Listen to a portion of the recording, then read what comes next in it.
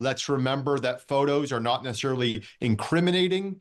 Photos create intrigue. Sometimes they create outrage, but truly it is evidence that eventually leads to justice. And right now we are no closer to any of the answers to the legitimate questions around who is Jeffrey Epstein? So those thousands, tens of thousands of files relating to criminal investigations into Jeffrey Epstein have been released overnight. There are critics who say that the document dump doesn't comply with the law because so many files have been held back. Times Radio's Tom Noonan is here, rushed in from the news booth to talk to us. Thanks for that, Tom. Good morning. So, many thousands of documents released, journalists still working their way through them. What has emerged so far? It's a lot of photos is sort of what's come out most prominently.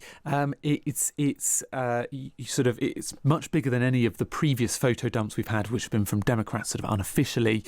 Perhaps most pertinently for our listeners, lots of Jeffrey Epstein and Ghislaine Maxwell at Balmoral, at Ascot on Ladies' Day, at Sandringham, all hosted by Andrew Mountbatten Windsor. There were visits sort of we knew about before. One of Ghislaine Maxwell outside number 10. It's not clear whether that's linked to the visit from Jeffrey Epstein to Sir Tony Blair when he was Prime Minister in 2002. There's one of Andrew lying on the laps of a line of women, which we believe is taken in one of the rooms at Sandringham. All these women, of course, with their faces redacted to protect victim anonymity. Bill Clinton, Michael Jackson, Mick Jagger, Diana Ross. As you've said, there is no implication of any wrongdoing with their sort of photos in association with Epstein. Surprisingly little, perhaps, of Donald Trump, given how much of focus he has been of US politicians. But the Justice Department has said that is non-intentional. There has been no specific order from the president to redact him particularly.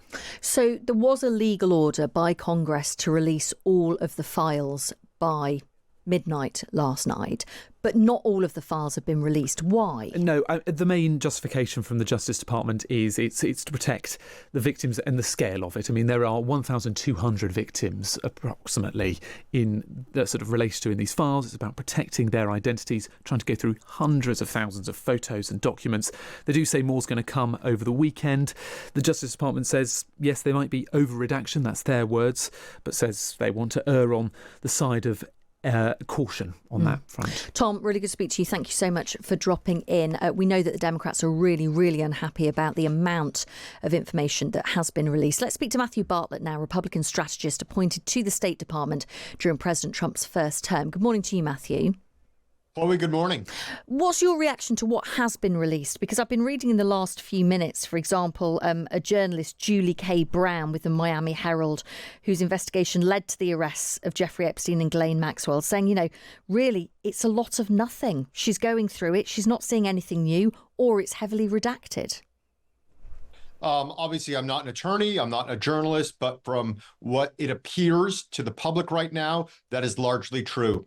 We have, as you have mentioned, Chloe, the biggest revelations over the past few hours have been the photos, specifically of Bill Clinton, numerous celebrities. Let's remember that photos are not necessarily incriminating. Photos create intrigue. Sometimes they create outrage, but truly it is evidence that eventually leads to justice. And right now we are no closer to any of the answers to the legitimate questions around who is Jeffrey Epstein? How did he amass such a fortune?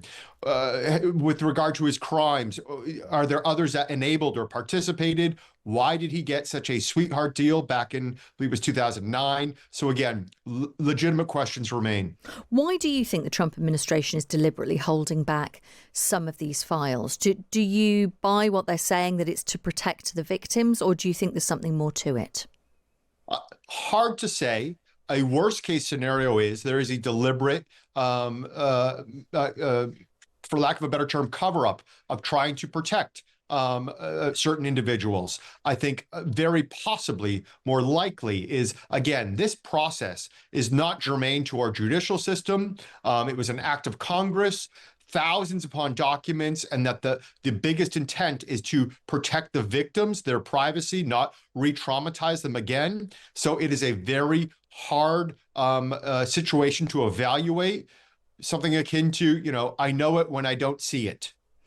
Is it clear whether the Trump administration has broken the law by not releasing all of these? Again, very hard to say. Accountability is very difficult. This is something that the Justice Department, it appears, is trying to at least put a good faith effort into transparency. Whether the outcomes produced are enough to satisfy the public, much less satisfy justice, that remains very much in question. How damaging do you think this is for President Trump? Very hard to say. This is not an ideological issue. This is not a policy issue. This is a notion of, is the government telling us the truth?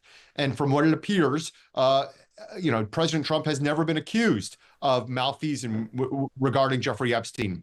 Quite the opposite. There is evidence that he that has been exculpatory, exonerating even. Yet his posture since coming back to office has been anything but. It appears as if he wanted to do everything to not talk about this. We had scrutiny on the president. Obviously, the president knew Jeffrey Epstein. It was embarrassing to him. Now we're seeing, again, pictures, documents that involve the former president. This is now becoming, again, a switch from a pursuit of truth and justice to, sadly, a very deep, grave, partisan political lens. One of the things that was released was these court documents which allegedly show Epstein introducing a 14-year-old girl to Donald Trump at his Mar-a-Lago resort in the 1990s. Epstein elbowing Trump, playfully asking him, "This is a good one, right?" according to the documents, and Donald Trump smiling and nodding in agreement. No suggestion Donald Trump has done anything wrong. But are you uncomfortable with that? I believe that is a separate lawsuit that is not related to the files. I'm not fully sure on that, but that is my understanding. So again, you would find that lawsuit to be on its own merit. When it comes to what the Justice Department has, again, it does not seem as if there's anything that is incriminating for the president, casting a long shadow on others. We will see. Hopefully, justice will prevail. Thank you so much for talking to us this morning. I'm grateful to you for your time.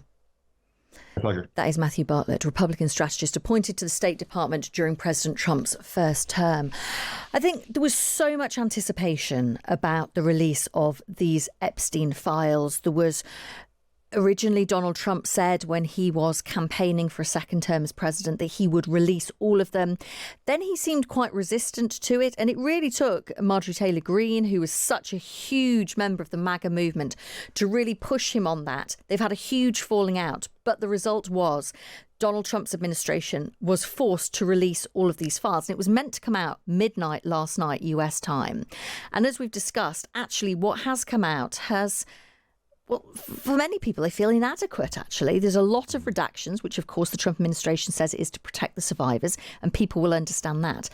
But, as we're hearing from journalists who are still working their way through this, and I'm sure it will be many, many hours before they manage to get through hundreds of thousands of documents, but it seems that we're not really hearing much new. And you wonder if that is going to be enough to take the pressure off Donald Trump